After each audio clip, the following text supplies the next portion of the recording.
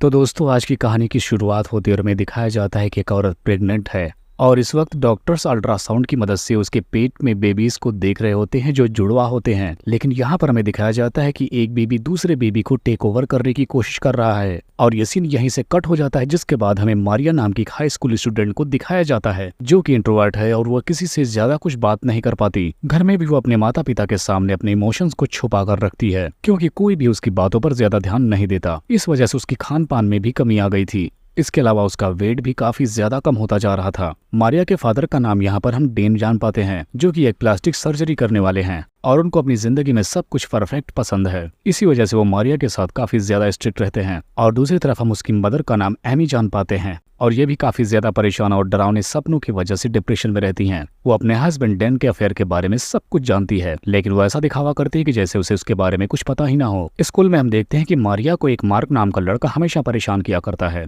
उसके अलावा उसके सारे क्लास के स्टूडेंट्स उसका मजा लेते रहते हैं क्योंकि उसे सबसे अलग और अकेले में रहना पसंद था। हम देख पाते हैं कि मारिया के एक बेस्ट फ्रेंड भी है जिसका नाम लिली जान पाते हैं, लेकिन वो उससे जलती है क्योंकि मारिया को उसके बॉयफ्रेंड के ऊपर क्रश है। यहाँ पर लिली उसे खुश करने की हर कोशिश करती है लेकिन वो नाकाम रहती है। एक दिन मारिया जब उसके घर में जाती है तो उसे वहाँ पर अल्ट्रासाउंड की रिपोर्ट मिलती है जिसमें उसे ट्विंस बच्चे दिखाए जाते हैं और ये सेम वही इमेज होती है जिसे हमें कहानी की शुरुआत में दिखाया गया था। इसके बाद से मारिया को शीशे के अंदर से उसको आवाज सुनाई देने लगती है और अक्सर वो अपने शीशे में अपने आप को कुछ अलग ही करता हुआ देख पाती है, जिसकी वजह से वो शुरुआत में उससे बहुत डरती है लेकिन धीरे धीरे आदत पड़ने की वजह से वो उससे बातें भी करने लगती है और वो उसे अपना नाम एरम बताती है। एरम काफी ज्यादा सुंदर दिखती है और काफी कॉन्फिडेंस वाली भी है, मतलब जो भी मारिया बनना चाहती थी वो सारे गुण एरम में है। ये दोनों आपस में काफी बातें करने लगते हैं क्योंकि मारिया को लगता है कि इस दुनिया में कोई तो है जो उसे पसंद करता है और उससे बातें भी करता है और वो अपने दिल की सारी बात उसे बता भी सकती है। इधर दूसरी तरफ हमें शॉन को दिखाया जाता है जो हमेशा मारिया की मदद किया करता था और ये देखकर लिली को काफी जलन होती थी। एक रात हम देखते हैं कि मारिया अपने पिताजी के साथ बाहर घूमने के लिए जाती है, तभी मार्क वहाँ पर मिलकर उसे काफी ज्यादा परेशान और तंग करता है। ये देखने के बाद मारिया के फादर मारिया को अपनी क्लिनिक पर बुलाते हैं और उसे एक सरप्राइज देने की बात करने लगते हैं,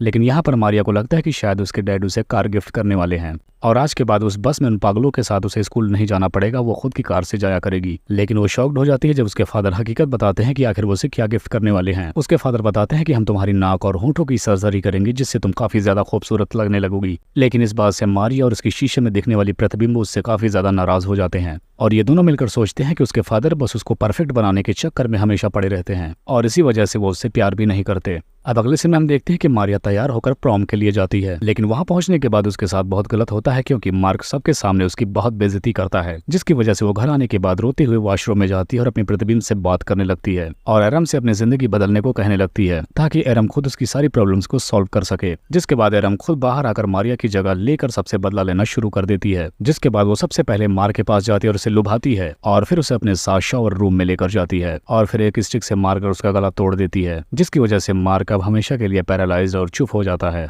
और अब वो उसे कभी भी तंग नहीं कर पाएगा। और इधर घर के अंदर भी उसका बिहेवियर काफी ज्यादा बदल गया था और अब वो अच्छे से खाना भी खाने लगती है और उसे अचानक बदलाव देखने के बाद उसके पेरेंट्स काफी ज्यादा खुश हो जाते हैं। यहाँ सारे लोग समझते हैं कि ये मारिया ही है, लेकिन यहाँ पर ये मारिया नहीं बल्कि एरम होती है। घर आने के बाद प्रॉम नाइट के बारे में वो सबको अच्छी अच्छी बातें बताते हैं कि उसका वक्त वहाँ पर बहुत अच्छा गुजरा और इस बात से मारिया भी काफी खुश थी क्योंकि उसके लिए अब सब कुछ आसान होता जा रहा था, लेकिन उसे इस बात का बिल्कुल अंदाजा नहीं था कि आगे जो होगा उसके लिए वो तैयार बिल्कुल नहीं है। अब अगले सीन में हम देखते हैं कि एरम अपने फादर डैन के क्लिनिक पर जाती है और वो ऐसा कुछ प्लान करती है जिसकी वजह से उसकी मॉम को पता चल जाए कि उसके फादर का कहीं और अफेयर चल रहा है। इसीलिए वो एमी और डैन के गर्लफ्रेंड को इकट्ठा अपनी क्लिनिक पर बुलाती है, जिसकी वजह से सबको पता चल जाता है कि उसके फादर का अफेयर आखिर किसके साथ चल रहा है। अब घर आने के बाद एरम अपनी मॉम से भी बदतमीजी से बात करने लगती है कि उसे पहले से पता था कि डैन का अफेयर किसी के साथ पहले से चल रहा है, लेकिन फिर भी उसने एडम को कभी नहीं रोका। इतना सुनते ही एमी को काफी गुस्सा आता है, जिसके बाद वो उसे जोरदार थप्पड़ मारती है, लेकिन फिर भी एरम खुश होती है कि कम से कम एमी को सच्चाई तो समझ में आ गई। जिसके बाद वो लिली के पास जाती है और आइस स्केटिंग करने के लिए उससे सिखाने को कहती है। तब लिली उसे सिखाने के लिए ऐसा मान जाती है, लेकिन जब लिली उसे खुद आइस स्केटिंग करता हुआ देखती है तो वो हैरान रह जाती है